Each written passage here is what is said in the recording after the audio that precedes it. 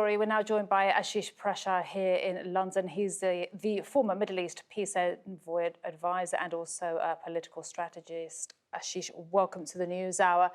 So we have this UN inquiry that's found that Israel is indeed committing genocide. But what actual impact will these findings have on countries that do businesses with Israel, those that still have diplomatic relations? And we just heard the UN Secretary General saying there that determining genocide is not the Secretary General's role. So just help us understand the impact and actually what happens next with these findings.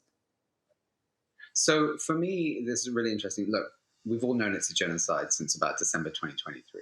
I mean, the Lemkin Institute, which is already seen as the authoritative scholars on this, called it a genocide back in December 2023. However, this is the strongest and most authoritative UN finding to date. Genocide is not only plausible, it's happening. Also, look at who delivered it, Navi Pillay, an expert on this, an unquestionable expert that every member of the Security Council has supported in her previous work. Now, I think it's a bit of a cop-out by the Secretary General to punt things to legal institutions. He has the power to mobilize military intervention, states, sanctions, so many other things, remove Israel from the floor of the UNGA, without any ICJ ruling. The UN was designed to do this. The UN is one of the only other bodies outside the ICJ that can intervene and play a role in determining what should happen to a country committing genocide. And he's basically placating to Israel. Now, after this report is, I think your colleague mentioned the meeting with Benjamin Netanyahu. If this report by a well-respected UN former High Commissioner who has done this on previous genocide is not taken seriously, effectively the UN is complicit in this genocide itself. There's so many things he could do personally. He could institute the Uniting for Peace Act. Your colleague mentioned that the US and Russia have played a game of stalemate with vetoes on every other action about either Ukraine in Russia's case or a US constantly protecting Israel.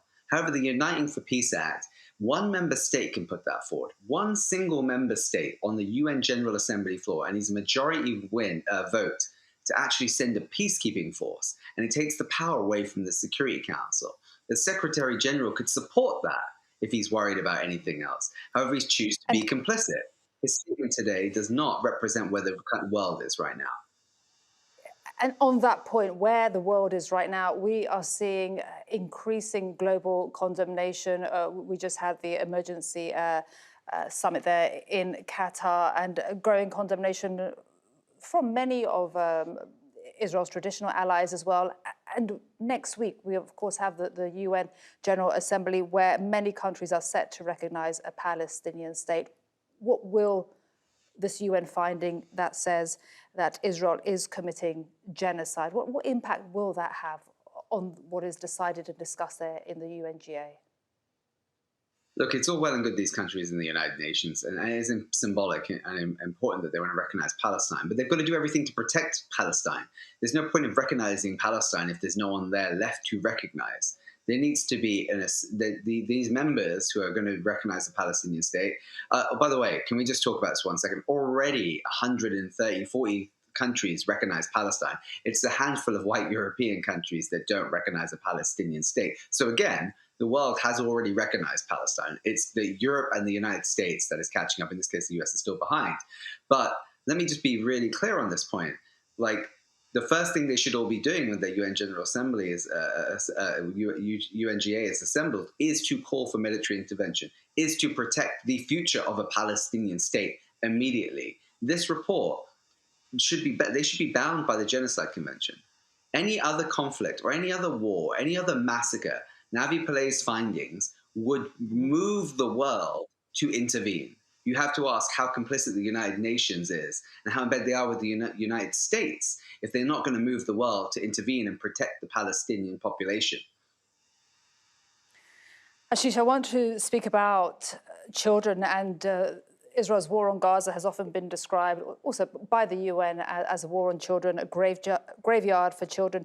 And Israel has killed children from many football youth academies in Gaza. Entire generations of footballers, of childhoods have been wiped out. And just talk to us briefly about the campaign that launches tomorrow, Wednesday, called Game Over Israel?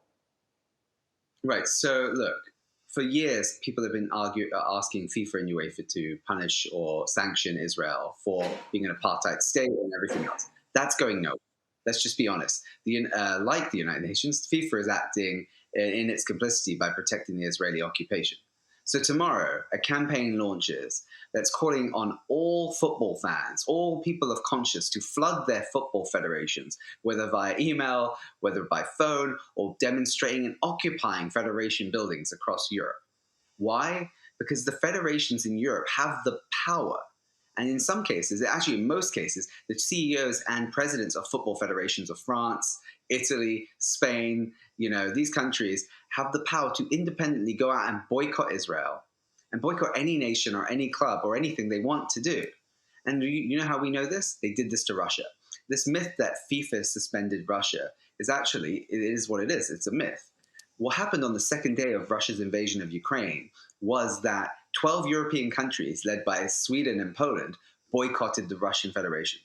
And they said they would not play football if they continue to let Russia compete. FIFA 2 days later suspended Russia. Just on this point regarding sports, just very briefly, we saw what happened at the weekend in Madrid when La Vuelta, the cycling tournament, was stopped by protesters. Is this the moment where sports and pro-Palestinian sentiment from the street really emerge?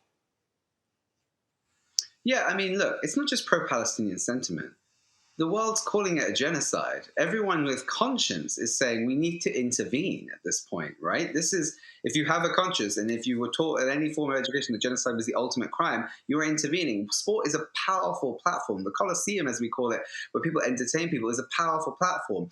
And in Richard Falk's words, there should be no normalization in an abnormal time. Israel should be banished, barred, and suspended from every sporting arena in the world. And that starts with football. And you know why football is so important? It's truly the only global sport that everybody plays. And with football, as you saw with Russia, everything is a domino effect, like the apartheid South Africa. Where football went, the Olympics went. The Olympics went, other cultural institutions like this Eurovision and other things go. Football is the first domino of everything. And I think everyone in Europe who is obsessive about football should get out there and demand their federations boycott Israel, boycott their club teams, and ban all Israeli players from ever participating on European football fields until there's accountability and justice delivered for Palestinians. That is the demand they should be making, because cultural boycotts have massive impact. They isolate a nation, they make them a pariah, they impact them economically, and that leads to other forms of sanctions and punishment in the end. And that's what we should be implementing. And here's the deal. Here's the really important part here. In this case, with this campaign, the public can actually do it. We are the football fans. We are the game. The game does not exist without the football fans. You know that from Turkey. You know that from Italy. Everybody admires how Europeans and extended countries have this culture and sport that is beautiful and brings so many people together. But also that culture and sport is being used to sports wash a genocide by letting Israel continue to participate on it. So tomorrow, there will be protests in 9 countries across Europe demanding that those nations, Norway, Ireland, France, Spain, some of which are pro-Palestinian nations, boycott Israel tomorrow, and then also ban Israeli players from stepping foot in Europe. Ashish, thank you very much indeed. We've run out of time. Thank you very much for your time and your thoughts here on the News Hour. Ashish Prashar, appreciate it.